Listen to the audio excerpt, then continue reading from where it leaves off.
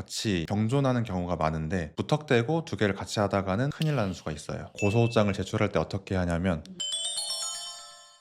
제가 저번 영상에서 주변에서 형사사건을 많이 의도치 않게 당하신다고 그렇게 말씀드렸잖아요. 근데 형사사건이 있으면 보통 민사사건도 같이 엮이는 경우가 많아요. 예를 들어서 내가 누구한테 폭행을 당해서 상해를 입어요. 그럼 형사적으로는 폭행치상죄가 성립하고 민사적으로는 그로 인해 어떤 치료를 받았으면 치료비, 그로 인해 일을 하지 못했으면 휴업 일수 상당의 손해, 그리고 정신적인 피해, 이렇게 세 가지 손해가 발생할 수 있거든요. 그럼 이 부분은 민사로 해서 청구할 수 있는 거예요. 이런 식으로 형사랑 민사가 같이 병존하는 경우가 많은데 그러면 이거 두 개 같이 진행하면 형사적으로는 처벌도 받으면서 동시에 손해도 내가 배상받을 수 있고 그럼 같이 하면 되는 거 아니냐 물어보시는데 무턱대고 두 개를 같이 하다가는 큰일 나는 수가 있어요. 형사사건은 기본적으로 나는 수사의 단서를 제공하는 거고 수사는 수사기관이 하는 거거든요. 근데 수사는 이 밀행성의 원칙이 있어서 기본적으로 내가 제출한 자료나 진술이 상대방에게 공개되진 않아요. 특정한 경우에 조사하는 과정에서 제시될 수는 있지만 기본적으로 공개되지 않는 게 원칙이라서 상대방은 제가 어떤 자료를 냈는지 어떤 주장을 했는지 볼 수 없고 그래서 조사를 받을 때 조사를 대비하기가 어렵죠. 내가 조사를 받아야 하는데 상대방이 어떤 주장을 했는지 그의 근거는 무엇인지 증거가 뭔지 다 알고 조사를 대비하면 훨씬 수월하고 그 부분을 중점적으로 공략을 하면 되니까 훨씬 쉬운데 기본적으로 그렇지 않아서 굉장히 조사 대비가 힘들고 보통 현장에서 조사를 받으면서 좀 임기응변식으로 대응도 하고 그래야 되는 경우가 많은데 되게 답답하겠죠. 내가 고소는 당했는데 어떤 사실로 상대방이 어떤 근거를 가지고 어디까지 알고 있는지를 예측할 수가 없으니까. 근데 민사소송은 이 당사자가 원고와 피고잖아요. 그래서 서로 제출하는 서면들이 바로 상대방에게 송달이 되게 돼 있어요. 내가 만약에 소장을 제출해서 어떤 피해를 주장하고 증거를 제출하면 그게 그대로 상대방에게 다 가는 거예요. 상대방은 그거를 보고 반박 서면을 제출하는 거고. 근데 만약에 이제 형사 고소를 하면서 민사 소송을 같이 제기해요. 보통 형사 사건에 쓰인 증거나 그 사실 주장들이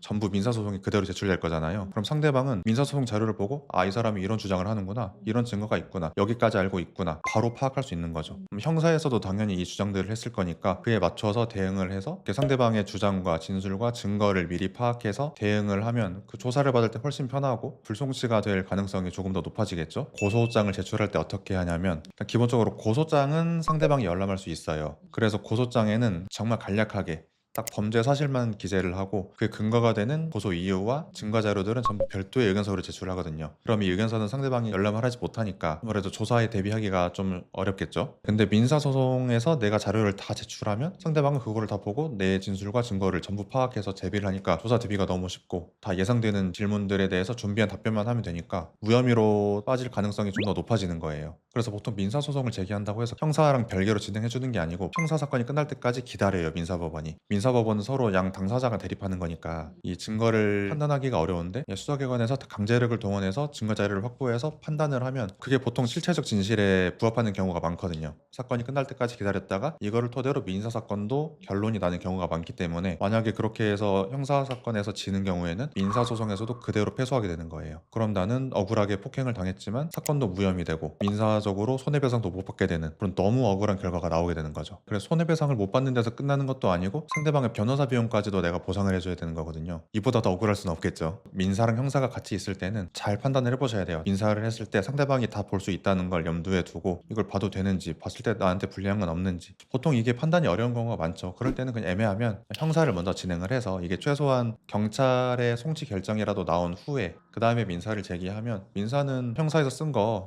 문서 송부 촉탁 명령이라는 게 있거든요. 그럼 민사법원에다가 형사사건에서 이렇게 처분이 났으니까 이 부분을 가져다가 봐달라. 내가 특별히 증거 자료를 제시하지 않아도 형사 기록 자체가 증거가 되니까 간편하게 민사소송은 승소할 수 있는 거죠. 형사사건과 민사사건이 같이 있을 때는 섣부르게 둘 다 진행하기보다는 좀 신중하게 한 번 더 검토를 하시고 웬만하면 형사사건 결론이 난 다음에 민사소송을 제기하시는 게 훨씬 간편하고 좋다. 이 말씀을 드리고 싶어요.